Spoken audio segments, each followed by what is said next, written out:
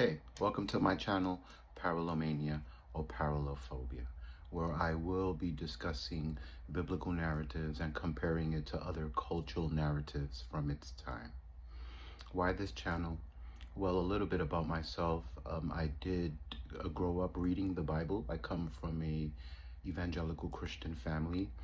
I remember being around 8 or 9 and receiving my own children's Bible. I remember reading it and seeing the images, pictures of beasts and dragons coming out of the sea, referencing the book of Daniel and Revelation, for example.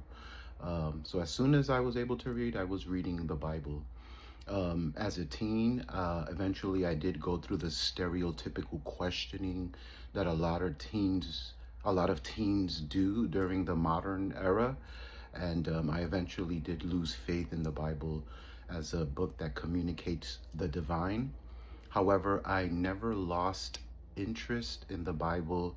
I've always read it and I understand it as a book that has shaped culture and human history.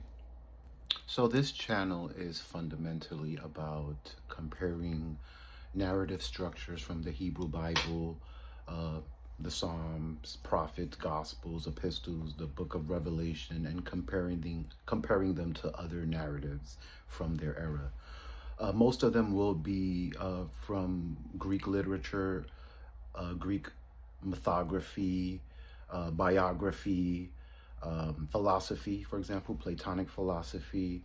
Since this is less common than the usual Near Eastern comparisons, I kind of therefore want to dedicate more time to comparing these biblical narratives with stories that come from the Hellenistic era or even before, like Homer and Pindar and Hesiod. So why the title Parallelmania or Parallelophobia? Well, these terms are actually pejoratives that have been thrown around by scholars. The term Parallelmania was actually coined by a Samuel Sandel in the 1960s. He was, I believe, president of the Society of Biblical Literature at that time, and during his address in 1962, he did use the term Parallelmania, even though he claimed that he got it from a French scholar earlier.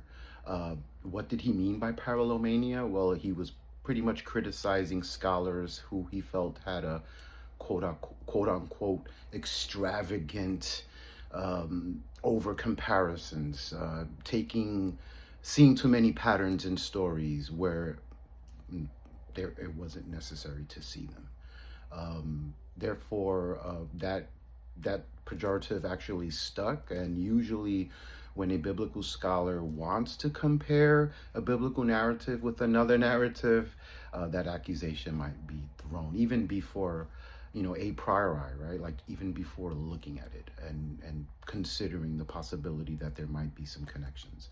No one really coined the term parallelophobia. As far as I know, Dennis R. McDonald is the one who has been using it a lot recently.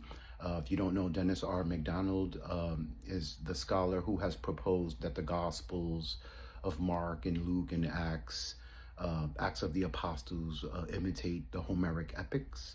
I have read many of his books. He is a great scholar, and he has used that term also to kind of counter those who claim Parallelmania.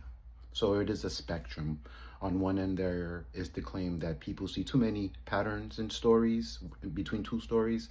And on the other end, there are those who are just kind of very, very reluctant to compare stories, especially when it involves the Bible. I love to talk about the Bible, philosophy, history. For those who really know me, know I'm an avid reader, and I've been like this for many years. I also like music, play piano and guitar. I eventually got my bachelor's in religion at UCSD, originally from New York. But please follow my channel. I will try to give out more videos, produce more videos and more content. And this should be fun. Thank you.